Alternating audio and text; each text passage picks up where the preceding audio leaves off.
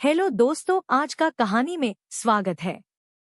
दोस्तों, वीडियो शुरू होने से पहले वीडियो को अंत तक जरूर ही देखना। आज का कहानी बहुत ही धमाकेदार होने वाला है। चलिए शुरू करते हैं। अमृता जी का कई दिन से बीपी लो चल रहा था, फिर भी सुबह सुबह वे वॉक पर गई। फिर जो होना था सो हुआ। पार्क का एक चक्कर लगाते लगाते खुद भी चक्कर खाकर गिर पड़ी।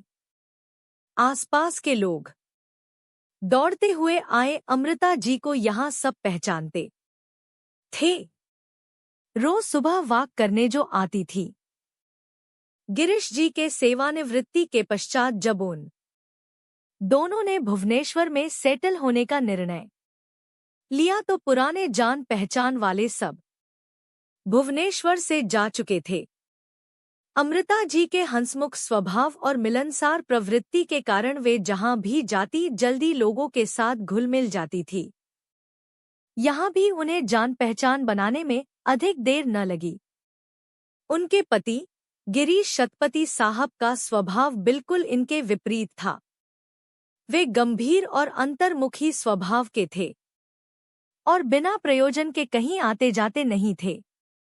वे किसी बेहद बड़े ओहदे पर सरकारी मुलाजिम रह चुके थे, जिसके कारण भी वे सहज रूप से सबसे जुड़ नहीं पाते थे। आंटी जी, आपको ज्यादा चोट तो न आई? क्या आप खड़ी हो पाएंगी? अत्यंत कोमल स्वर में किसी ने उनसे पूछा। आंखें खोली तो अमृता जी थोड़ी देर तक उसे देखती रह गई। एक अत्यंत रूपवती स्त्री, जिसकी उम्र कोई 35 साल के आसपास होगी, चिंतातुर आंखों से उन्हें देखे जा रही थी। उसके माथे पर दमकती गोल बिंदी और सिंदूर का हल्का सा आभास वे देखने लगी और उस स्त्री के व्यक्तित्व में एक ऐसा स्निग्ध आकर्षण था कि अधेड़ उम्र की अमृता जी भी थोड़ी देर के लिए अपनी वर्तमान अवस्था से विस्मृत हो गई। उनके मन में एक क्षण के लिए एक अजीब सी इच्छा जागृत हो उठी। काश मेरी बहू भी ऐसी होती। उनकी बहू लिंडा हालांकि बहुत अच्छी थी, पर वैसी नहीं थी जैसी एक औसत भारतीय सास को आमतौर पर पसंद आती हैं। पैरों में आई मोच से होने वाले दर्द ने उन्हें तुरंत ही वर्तमान में लाकर पटक दिया। वे किसी तरह उस स्त्री का सहारा लेकर खड़ी हुई, पर एक कदम भी आगे न बढ़ा पाई। वह लड़की न जाने कहां से हल्दी और चूना गरम कर लाई और उनके पैरों में उसका लेप लगा दिया।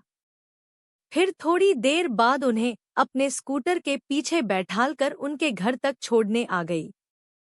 इस अपरिचित स्त्री के उपकार से अमृता जी कृतज्ञता से अंदर तक भीग गई और उसे चाय पीने के लिए आमंत्रित कर दिया, जिसे लड़की ने सहर्ष स्वीकार कर लिया। आज सुबह की चाय उस लड़की को ही बनानी पड़ी, क्योंकि शतपति जी को किचन का कोई काम तो आता ही न था।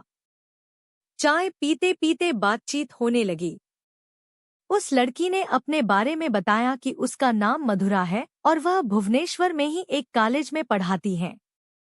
नाम की तरह उसकी आवाज भी अत्यंत मधुर थी। अमृता जी ने भी उसे अपने बच्चों के बारे में बताया। उनके दोनों बच्चे, बेटा अमिताभ और उससे 5 साल छोटी बेटी नंदिनी, इंजीनियरिंग करने के बाद अमेरिका में सेटल हो गए थे। उन्होंने वहां अमेरिकनों के साथ ही घर बसा लिया, जिससे कि उनको जल्दी वहां की नागरिकत्व भी उपलब्ध हो गई। उनके पोते और नवासी भी अपनी गोरी माँ और पिता की तरह ही गोरे हैं। उन्हें भारत आना पसंद नहीं। अमृता जी का बड़ा मन करता है उनके साथ मिलने का, अपने पोते नवासी के साथ खेलने का। यह कहते हुए अमृता जी का गला रुंध गया। फिर वे मधुरा को एल्बम दिखाने लगी। जब वे अमेरिका गई थी गिरीश जी के साथ, तब उन्होंने ये तस्वीरें ली थी। आज के डिजिटल युग में भी अमृता जी ने उनका प्रिंट निकालकर एल्बम में सजा रखा था और जब भी उनकी याद आती तो ये एल्बम खोलकर बैठ जाती। अमृता जी ने देखा कि एल्बम के पन्ने पलटते हुए न जाने क्यों मधुरा के हाथ 1-2 बार कांप उठे थे। क्या बात है बेटा? उन्होंने पूछा। कुछ नहीं आंटी जी, मेरे अपनों की याद ताजा हो आई।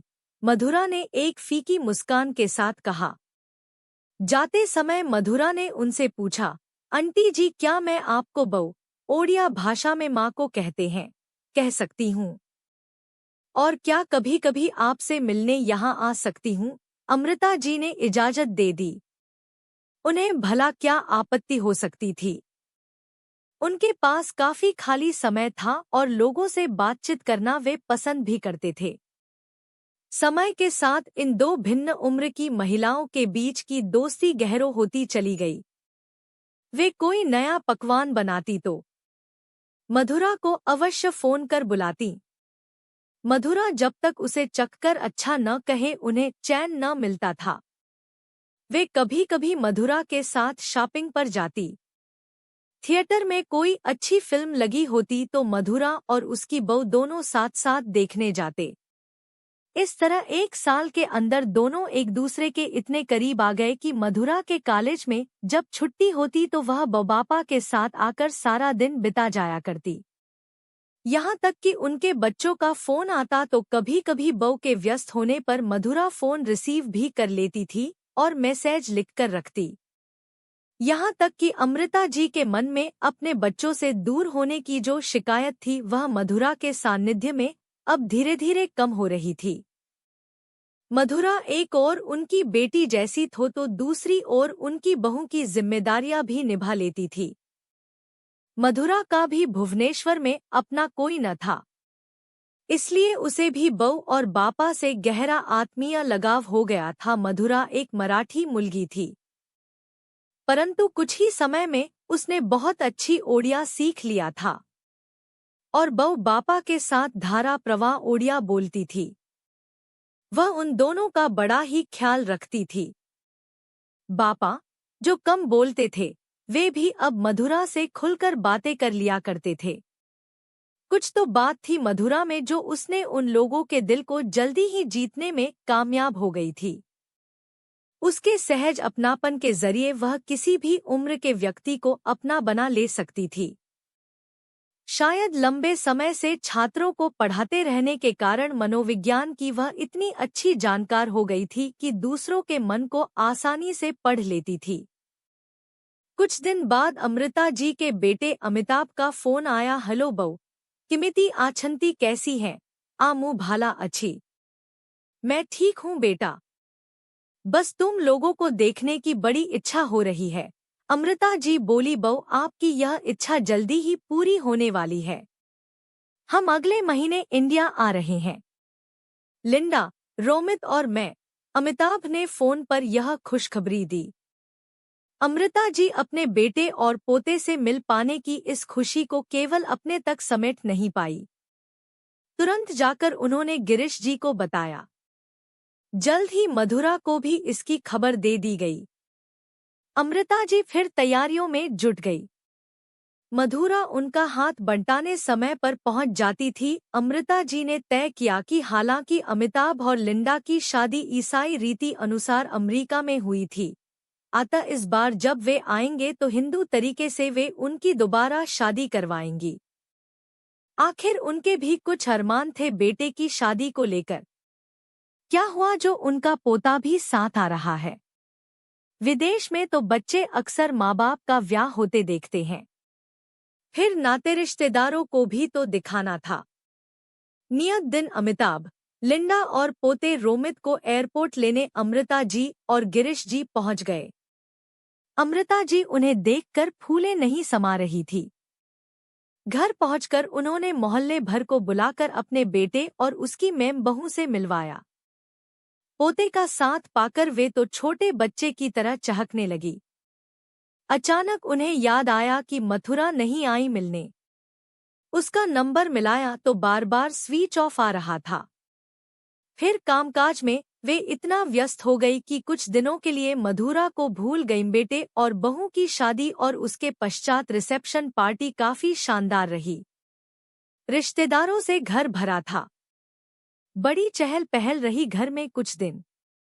इन सबके बीच अमृता जी के मन में कई बार मधुरा की याद हो आई।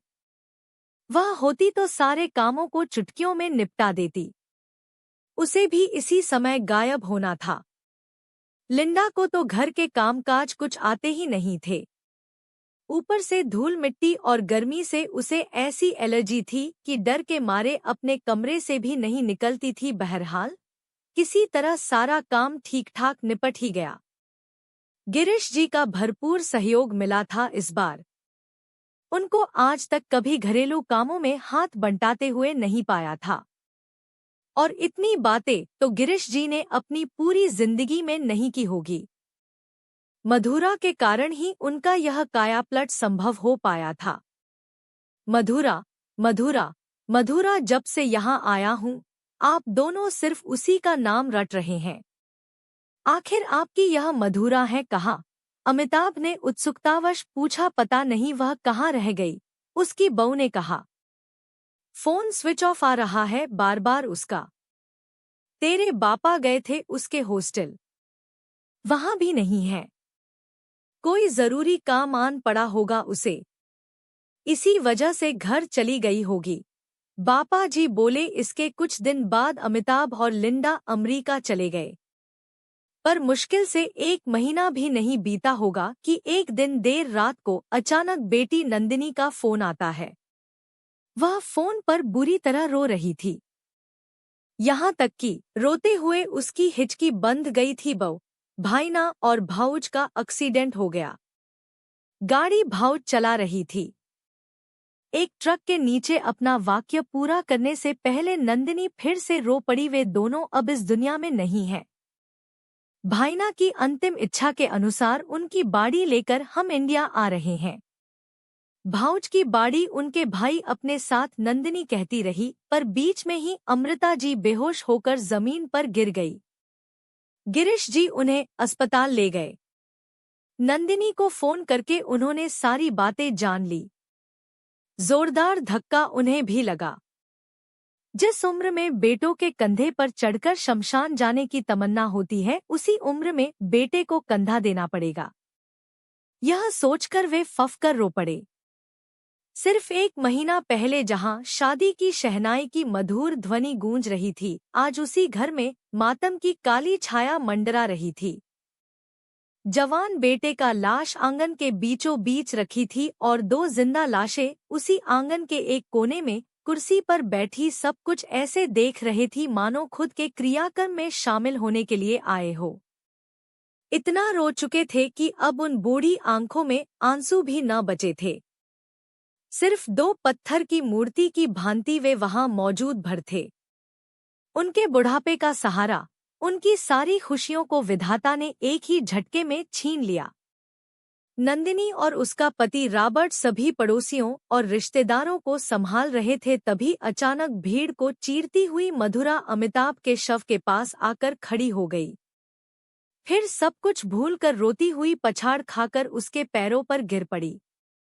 ऐसा लग रहा था जैसे उसके वर्षों के संयम और तपस्या का बांध आज टूट रहा है। आज वह श्रृंगार रहित सफेद साड़ी पहने हुए थी, जैसे किसी अपनी निकट आत्मीय के मृत्युशोक में शामिल होने के लिए आई हो। पता नहीं कितनी देर तक यूं वह रोती रही। फिर अपने कंधे पर कोमल स्पर्श पाकर वह रुकी। किसी ने अत्यंत मधुर आवाज में उसे पुकारा। भाऊज, उसने चौंक कर देखा। यह नंदिनी थी। उसने कहा, भाईना ने मृत्यु से पहले आपके बारे में सब कुछ बता दिया। मुझे नहीं मालूम था कि आप इसी शहर में रहती हैं। अमिताभ के क्रियाकर्म सब मिट जाने के बाद नंदिनी ससम्मान मधुरा को अपने बहू और बापा के पास लेकर आती हैं और कहती हैं, यह मधुरा नहीं, इनका असली नाम शुभांगी देशपांडे है। भाईना और ये बंगलौर में एक ही इंजीनियरिंग कॉलेज में पढ़ते थे। इन दोनों का प्रेम कैंपस में मशहूर था। भाईना ने एक बार भावनाओं में बहकर इन्हें एक मंदिर में ले जाकर माला पहनाई थी और उस समय इनकी मांग भी भरी थी। उस समय इनकी लीगल मैरिज की उम्र नहीं हुई थी, इसलिए आगे चलकर इनसे शादी करने का वादा भी किया था, परंतु इंजीनियर बनने के बाद भाईना विदेश चले गए और शुभांगी को भूल गए। वहां ग्रीन कार्ड पाने के लिए जल्द ही लिंडा से शादी कर बैठे। पर भाईना ने अपने अंतिम समय में मुझे बुलाकर यह सब कहा और उन्होंने मुझसे विनती की कि शुभांगी को ढूंढकर उनके साथ किए गए सभी अपराधों के लिए उनकी ओर से मैं क्षमा मांग लूं। यह क्या पागलों की तरह कह रही है? अमृता जी ने शुभांगी को एक नज़र देखते हुए नंदिनी से पूछा। इसने तो अपना नाम मधुरा बताया था। बहू, मेरी बात अभी पूरी नहीं हुई, आगे सुनिए। एक लंबी सांस खींचकर नंदिनी आगे की कहानी सुनाने लगी। शुभांगी अपने दोस्तों के माध्यम से भाईना का पूरा समाचार रखती थी। जिस दिन उसे भाईना की शादी की खबर मिली वह पूरी तरह टूट गई थी। उसने अपनी मल्टीनेशनल कंपनी का जॉब छोड़ दिया। वे फिर डिप्रेशन में चली गई थी। 1 साल तक किसी रिहैब में भी रही। फिर जब ठीक हुई तो उन्होंने भुवनेश्वर इंजीनियरिंग कॉलेज में पढ़ाने का ऑफर स्वीकार कर लिया। उसे मालूम था कि आप दोनों यहाँ अकेले रहते हो, इसलिए नाम बदलकर वह आपके पास आती थी और आपकी देखभाल करती थी। जो काम भाईना और मैं कभी कर न पाए वही काम भाऊज ने कर दिखाया। यह कहते हुए नंदिनी रो पड़ी। शुभांगी ने आगे बढ़कर उसे गले से लगा लिया और दोनों एक दूसरे से लिपटकर रोने लगी। गिरीश जी ने आगे बढ़कर शुभांगी के सिर पर हाथ रखा और उसे ढेरों आशीर्वाद दिया। अमृता जी शुभांगी के इस त्याग और तपस्या के आगे नतमस्तक हो गई। उन्हें मधुरा की पिछली सारी बातें याद आ गई। वह आश्चर्यचकित थी कि अमिताभ द्वारा प्रताड़ित होकर भी कैसे इस लड़की ने उसके परिवार की सेवा की। किस तरह प्रतिदान की रंच भर भी आशा न रखते हुए निःस्वार्थ भाव से इनका भला करती रही। इनके खालीपन और मायूसी को अपनी खुशी से भरती रही। दोस्तों, वीडियो कैसा ही लगा कमेंट में जरूर ही बता देना। आपको एक कहानी कैसा है महसूस कराया, यह कहानी अच्छा लगा या नहीं लगा आप बता सकते हैं। ठीक है, आज के लिए धन्यवाद। अब मिलते हैं अगले वीडियो में। Good luck. धन्यवाद भाई लोग, कहानी देखते रहिएगा हर वीडियो में मेरे। ठीक है, बाय बाय।